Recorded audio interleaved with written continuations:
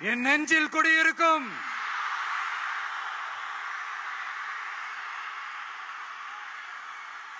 புதுச்சேரி மக்கள் உங்கள் அனைவருக்கும் என்னுடைய வணக்கம். வணக்கம் வணக்கம். எல்லாரும் எப்படி இருக்கீங்க?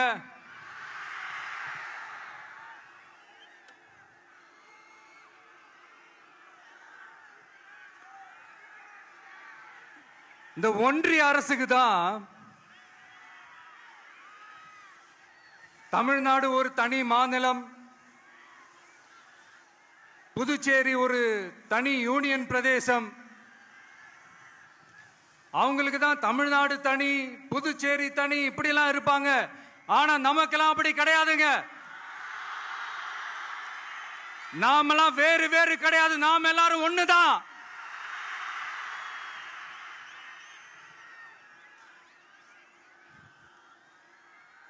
தமிழ்நாடும் புதுச்சேரியும் தனித்தனியாக இருந்தாலும் நாம் எல்லாரும் ஒண்ணுதான். நாம் எல்லாரும் சொந்தம் தான்.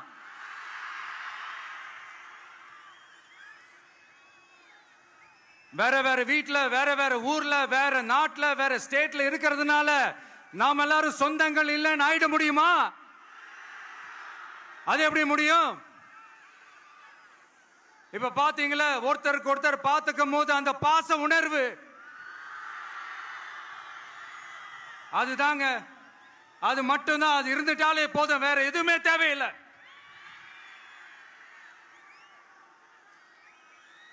அதனால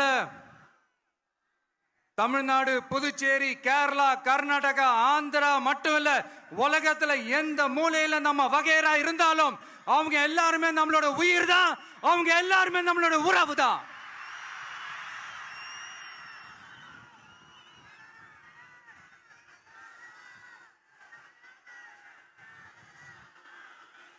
புதுச்சேரினாலே உடனே ஞாபகத்துக்கு வர்றது மணக்குள விநாயகர், அரவிந்தர் ஆசிரமம், வில்லியனூர் மாதான் சொல்லி இவங்க எல்லாரும் ஞாபகத்தில் வருவாங்க. அது மட்டும் இல்ல, மகாகவி பாரதியார் அவர்கள் இருந்த மண், பாவேந்தர் பாரதிதாசன் அவர்கள் பிறந்த மண். அது மாதிரி இன்னும் சிறப்புகளை அடுக்கிக்கிட்டே போலாம். ஆனா அரசியல்னு வந்துட்டா ஒரு முக்கியமான விஷயத்தை பத்தி நம்ம சொல்லி ஆகணும். 1977ல புரட்சி தலைவர் எம்ஜிஆர் அவர்கள் தமிழ்நாட்டில் ஆட்சி அமைச்சாங்க. ஆனா அதுக்கு முன்னாடியே 1974லயே இங்க புதுச்சேரியில அவங்களோட ஆட்சி அமைஞ்சது. அதனாலதான் அப்பவே சொன்னாங்க, நமக்காக வந்தவர் எம்ஜிஆர், அவரை தமிழ்நாட்டில் மிஸ் பண்ணிடாதீங்கன்னு நமக்கு அலர்ட் பண்ணதே புதுச்சேரி தான். அப்படிப்பட்ட புதுச்சேரியை நம்மளால மறக்க முடியுமா? அது மட்டும் இல்ல, இங்க இருக்கிற மக்கள் தமிழ்நாடு மாதிரியே புதுச்சேரி மக்களும் என்ன கிட்டத்தட்ட ஒரு 30 வருஷமா என்ன தாங்கி பிடிச்சுக்கிட்டு இருக்கிறீங்க.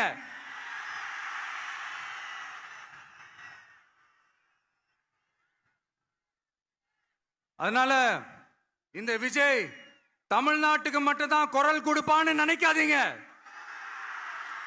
அப்படி பண்ணாத தவறு. புதுச்சேரி மக்களுக்கும் சேர்த்து தான் குரல் கொடுப்பான். அது என்னுடைய கடமையும் கூட.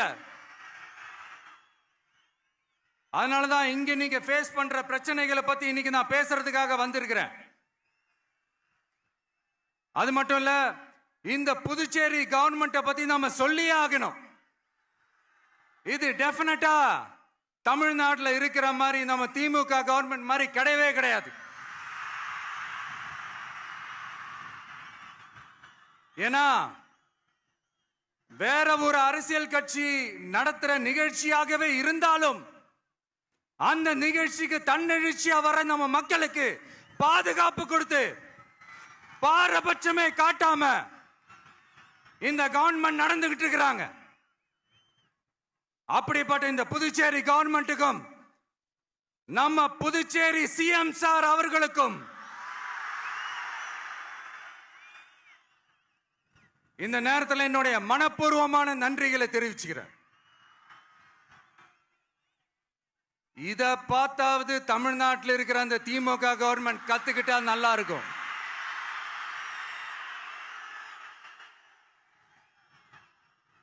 ஆனா அவங்க கத்துக்க மாட்டாங்க. பரவாயில்ல, வரப்போற எலெக்ஷன்ல 100% கத்துக்குவாங்க. அத நம்ம மக்கள் பார்த்துக்குவாங்க.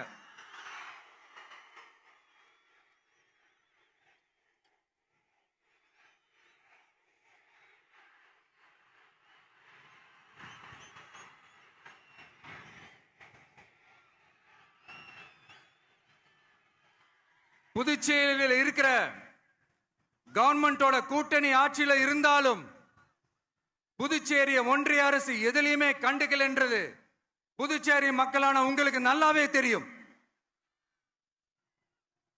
மாநில அந்தஸ்து கோரிக்கையை மட்டுமா கண்டுக்கல, இங்க வளர்ச்சி ஏற்படவும் துணை நிக்கவே இல்லைன்னு கேள்விப்படுறோம். இந்த புதுச்சேரிக்கு இன்னும் மாநில அந்தஸ்து கொடுக்கல. மாநில அந்தஸ்து வேணும்னு கேட்டு பல முறை சட்டசபையில தீர்மானம் போட்டு ஒன்றிய அரசுக்கு அனுப்பி வச்சுக்கிட்டே இருக்கிறாங்க. இந்த வருஷம் கூட மார்ச் மாசம் 27ஆம் தேதி 2025 அன்னைக்கு ஒரு தீர்மானம் போட்டாங்க. அது மாநில அந்தஸ்து வேணும்னு கேட்டு ஒன்றிய அரசுக்கு அனுப்புற 16வது தீர்மானம். புதுச்சேரி காரைக்கால் பகுதிகளில் மூடப்பட்ட 5 மில்கள், பல்வேறு தொழிற்சாலைகளை மீண்டும் திறக்கிறதுக்கு இதுவரைக்கும் ஒரு துரும்ப கூட கிள்ளி போடல. பல்லாயிரக்கணக்கான இளைஞர்களோட வேலை வாய்ப்புக்காக எதையுமே செய்யல. இங்க ஒரு ஐடி கம்பெனி உருவாகணும்ன்றது எண்ணமே இல்லை. அதை பத்தி யார் பேசினாலும் அது அவங்க காதல விழவே விழல. இங்க ஒரு அமைச்சரை ஊழல் குற்றச்சாட்டுல பதவி விட்டு நீக்கப்பட்டு அந்த இடத்துக்கு இன்னொருத்தரை நியமிச்சு 200 நாள் ஆச்சு. இன்னும் அவருக்கு ஒரு இலாக்காவே தரல. இந்த செயல் சிறுபான்மை மக்களை அவமானப்படுத்துறதுன்னு அந்த மக்களே சொல்றாங்க. புதுச்சேரியோட முக்கிய அங்கமாக இருக்கிற காரைக்கால், மாகே, ஏனாம் பகுதிகளில் எல்லாம் முன்னேற்றமே இல்லைன்னு அந்த பகுதி மக்கள் சொல்லிக்கிட்டே இருக்கிறாங்க. குறிப்பா காவிரியோட கடைமடை பகுதியான காரைக்காலை மொத்தமா கைவிட்ட மாதிரி தான் இருக்குது. இது எல்லாமே முன்னேற்றம் அடையணும். டூரிஸ்ட் பிளேஸ் ஆன புதுச்சேரியில போதுமான அளவு பார்க்கிங் வசதி இல்ல, போதுமான அளவு கழிப்பறை வசதி இல்ல. இதெல்லாமே மேம்படுத்தணும். புதுச்சேரி கடலூர் மார்க்கமான ரயில் திட்டம் வேணும்ங்கிறது நீண்ட கால கோரிக்கை. புதுச்சேரி மக்களுக்கு ஒன்னே ஒண்ணுதான் சொல்லணும், இந்த திமுகவை நம்பாதீங்க.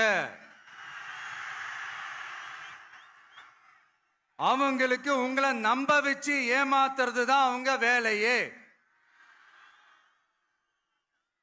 நான் சொன்ன பல கோரிக்கைகளை எல்லாம் தீர்த்து வைக்கிறதுக்கு நம்ம புதுச்சேரி கவர்மெண்ட்டுக்கும் அதோட மக்கள் திட்டங்களுக்கும் ரொம்ப அக்கறையா உண்மையா துணை நிக்கணும். தமிழ்நாட்டை ஒதுக்குற மாதிரி புதுச்சேரியும் ஒதுக்க கூடாதுன்னு நாங்க கேட்டுக்கிறோம். கிட்டத்தட்ட 20 லட்சம் பேர் வாழ்ற யூனியன் பிரதேசமான புதுச்சேரி மத்திய நிதி குழுவில் இடம்பெறவில்லை. அதனால் மாநிலங்களுக்கான நிதி பகிர்தல் அடிப்படையிலும் யூனியன் பிரதேசங்களுக்கான நிதி பகிர்தல் அடிப்படையிலும் புதுச்சேரிக்கு நிதி ஒதுக்கப்படுவதில்லை. அதனால ஒவ்வொரு ஆண்டும் புதுச்சேரிக்கு தோராயமாகவே மத்திய அரசு நிதியை விடுவிக்கிறது. அந்த நிதியும் அரசு ஊழியர்களின் சம்பளம், ஓய்வூதிய தொகை உள்ளிட்ட திட்ட செலவுகளுக்கே சென்று விடுவதால் மீத தேவைக்கு வெளிச்சந்தையிலும் கடன் பத்திரங்களை கடன் வாங்குகிறது புதுச்சேரி. இந்த நிலைமை மாறணும்னா ஒரே வழி, மாநில அந்தஸ்து நம்ம புதுச்சேரி மக்களோட பல்லாண்டு கால கோரிக்கை. புதுச்சேரிக்கு போதுமான நிதி வரத்து இல்லாததுனால வெளியே கடன் வாங்க வேண்டியதா இருக்கு. புதுச்சேரியோட கடனை குறைச்சு தற்சார்பு பொருளாதாரத்தை வளர்த்தெடுக்க திட்டங்கள் வகுக்கப்பட வேண்டும். மாநில அந்தஸ்து வாங்கினா மட்டும் போதாது இல்லையா, தொழில் வளர்ச்சியும் தேவையாச்சே. புதுச்சேரி தென்னிந்தியாவின் முன்னணி இண்டஸ்ட்ரியல் ஹப்பாக மாற்ற எல்லா முயற்சிகளும் எடுக்க வேண்டும்.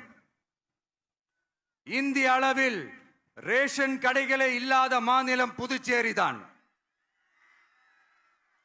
ஏழை எளிய மக்களுக்கு வாழ்வாதாரமே ரேஷன் கடைகள் தான். மற்ற மாநிலங்கள்ல இருக்கிற மாதிரி இங்கேயும் அரிசி, சர்க்கரை, பருப்பு, கோதுமை, எண்ணெய்னு அனைத்து பொருட்களும் வழங்கும் முறை சீராக்கப்பட வேண்டும். கடைசியா மீன்பிடிக்க செல்லும் காரைக்கால் மீனவர்களை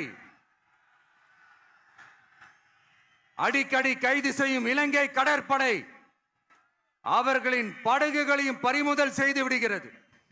அதனால் நீண்ட போராட்டங்களுக்கு பிறகு அவர்கள் விடுவிக்கப்பட்டாலும் படகுகள் கிடைக்காததால் படு மோசமான நிலைக்கு தள்ளப்படுகின்றனர்.